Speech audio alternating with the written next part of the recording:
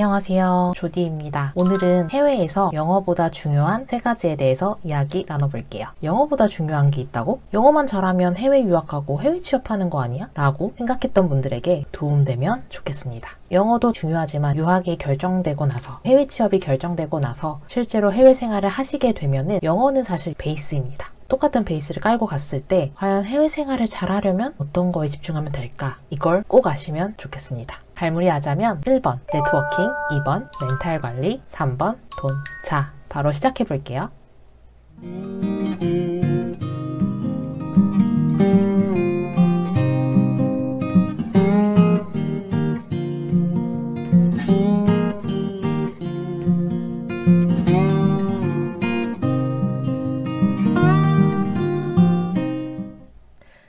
네트워킹 정말 중요합니다. 그런데 오해하시면 안 되는 게 우리나라에서는 약간 그 네트워킹 이퀄 인맥 관리, 인맥 쌓기 이렇게 생각하는 개념이 좀 더 강한 것 같아요. 그래서 관계 유지를 위해서 막 내가 굽신대고 그런 거랑은 결이 다릅니다. 유럽에서는 다양한 이벤트 그리고 행사가 있는데요. 이런 미트업에 가시게 되면 나랑 관심사가 비슷한 사람들을 많이 만날 수 있습니다. 예를 들어 볼게요. 여러분은 어플이나 인터넷 서칭을 통해서 다양한 미트업 행사를 찾으시게 될 겁니다. 저라면 스타트업 관련된 미트업에 참석하겠죠? 가보면 이제 스타트업 분야에 관련된 사람들이 굉장히 많을 거예요. CEO들도 있을 테고, 투자자들도 있을 테고, 스타트업에서 일하는 직원들도 있을 테고, 엑셀러레이터들도 있을 테고, 정보 관계자들도 있을 테고. 그럼 여기서 더 세분화를 하시는 게 좋아요. 예를 들어서 제가 스타트업을 운영하는데 투자에 관심이 있어요. 그러면 그 미트업 행사에서도 투자자들에게 다가가서 말을 걸고 대화를 하고 커뮤니케이션을 하겠죠? 이제 안면을 트고 인사하고 명함 건네고 혹은 링크드인 서로 공유하고, 또 다른 예로 만약에 스타트업을 운영하고 있는데 팀을 좀 꾸리고 싶어요. 디자이너도 필요하고 개발자도 필요하다고 가정을 하면 미트업 행사에 가서 스타트업에서 일하는 직원들, 그런 사람들하고 좀 더 안면을 트고 네트워킹을 하겠죠? 네트워킹이라는 것 자체가 우리나라에서는 여전히 어색하고 익숙하지 않습니다. 아마 대다수의 한국 분들이 네트워킹 자리에 가시게 되면 해외에서 그냥 뻘쭘하게 서 있을 거예요. 저도 처음엔 그랬으니까. 근데 해외에서는 조금 더 다가가야 돼요. 철판을 깔고 조금 다가가야 돼요. 적극적으로. 이 미트업이라는 것 자체가 서로 getting to know 하는 거라서 적극적, 꼭 필요한 자세입니다. 그렇게 해서 명함을 교환하고 링크드인을 서로 교환했다면 네트워킹이 시작됐다고 보시면 돼요. 다음날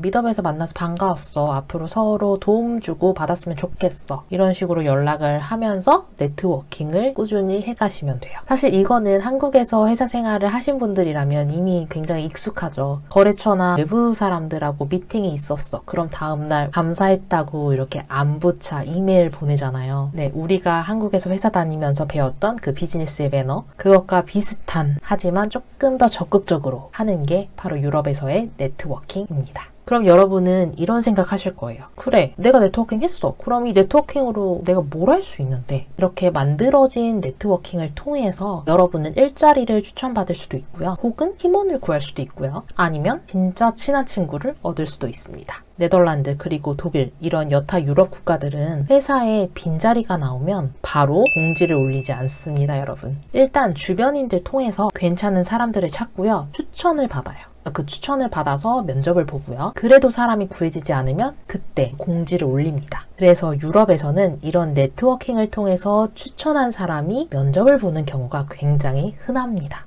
두 번째, 멘탈 관리인데요. 해외에서 오래 살면 당연히 향수병도 오고 외로움도 찾아오고 그래요. 그럴 때마다 멘탈을 잡는 게 정말 필수죠. 어느 땐 그런 생각도 들어요. 진짜 평생 이 나라, 이 해외에서 살 수 있을까? 그러면서 한국 예능 다 챙겨보고 아시아마트 가서 한국 음식 사오고 이제 한국에 미친 듯이 가고 싶은 순간이 찾아옵니다. 혹은 이방인이라는 기분을 지울 수 없을 때가 생기고, 혹은 인종차별을 당해서 내가 왜 이런 대접받으면서 이 나라에 왜 계속 살려고 하는 걸까? 여러 가지 경우도 발생하고 생각도 들게 됩니다. 그래서 그럴 때마다 무엇을 하면 내 마음이 편안해지는지 연구하고 준비하고 연습하는 방법이 필요합니다. 뭐 누군가는 요가나 명상을 하겠죠? 누군가는 독서를 할 수도 있고 각자의 방법이 있을 거예요. 중요한 건 해외에서 분명히 이런 상황들이 발생할 거니까 여러분들이 떠나시기 전에 내 멘탈 관리를 어떻게 하면 좋을지 생각해 보시면 좋겠습니다.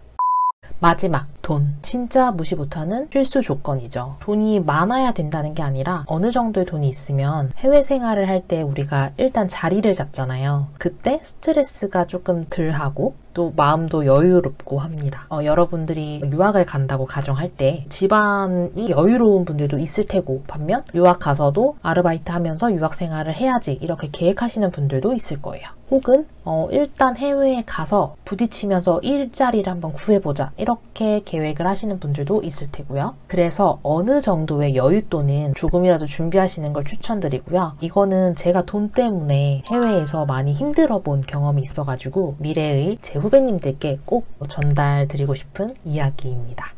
영어보다 해외에서 중요한 3가지에 대해서 이야기 나눠봤습니다. 오늘 영상도 여러분들에게 작은 도움 되길 바라고요. 저는 다음에도 유용한 영상으로 돌아올게요. 여러분 수고 많으셨습니다. 안녕.